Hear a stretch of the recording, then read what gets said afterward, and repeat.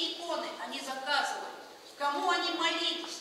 И вот эти вопросы, которые у нас были, и бесконечная вот эта живая культура, когда говорили, что а вот всем скорбящим радость это вот от того-то, и вот там висит всем скорбящим радость, а внизу инвалид с костылем эпохи наполеоновских войн.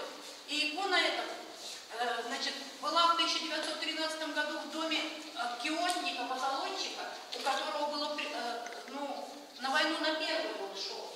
И эта икона была в доме во время войны Великой Отечественной, она пробита осколками.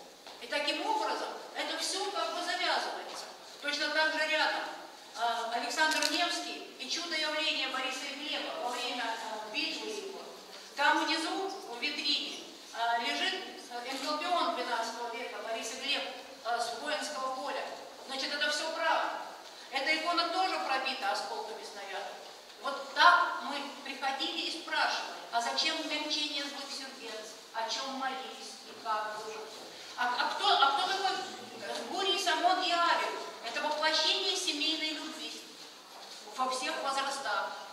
А кто такой Никола Отвратный? От чего он? Кого он отвращает? Почему он смотрит за левое плечо молящегося, а он отвращает беса? И так трагически последняя икона Никола Отвратного вот там, она перерублена топором, наверное, во времена борьбы с религией. И он дал, если вы подойдете, вы увидите, что его взгляд, вот этот суровый, грозный, одновременно становится трагическим и мучительным, потому что он стал живым, он пережил это. А еще мы восхищены и любим вот эту прекрасную красочную гамму, прекрасную живопись, и то, что она сохраняла до последнего времени, и как она. И мы сделали такой смелый эксперимент. Мы взяли наши неглюбские рушники из Ветковского района, которые вообще не являются старообрядчиками. Они белорусские, православные деревни. И вот представьте, мы подумали, как же глубоко архетип мышления цветного, как же глубоко и вечно вот это красное и белое. Как вот цветет весна, и повесили Георгия Вешнего, когда выгоняют скотину, и вы посмотрите вот эту композицию. Мы все время здесь играем. Вот здесь в углу играем, как в хорошем смысле слова, мы пытаемся представить, как бы это могло быть, как все это взаимосвязано. И там, вот в этом красном углу, там настоящие прорези, которые мы находили на чердаках домов, начиная с 17 века, их преобразование, настоящие краски, прекрасная икона архангела Михаила и стратег Михаил Воевода.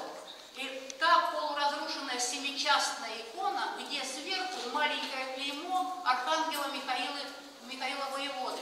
И я, чтобы не задерживать ваше внимание, позволю себе прочесть одно из своих стихотворений, которое было толчковым в этой теме. Именно оно спрашивало, именно так я начинала спрашивать, как же это могло быть и как это продолжается в нас. Позволите? Значит, прочту.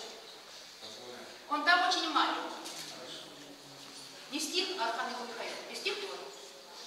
Архангел Михаил, похожий на шмеля, летит, дудя в трубу и празднуя победу над лестью дьявольской, чьим умыслом земля оледенела в мае, ночь, в среду.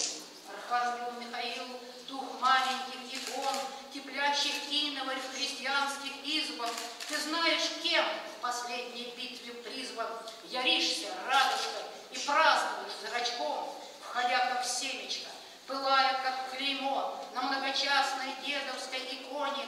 Уж скольким мальчикам сказал, как скачут кони и бьются всадники над крышами домов.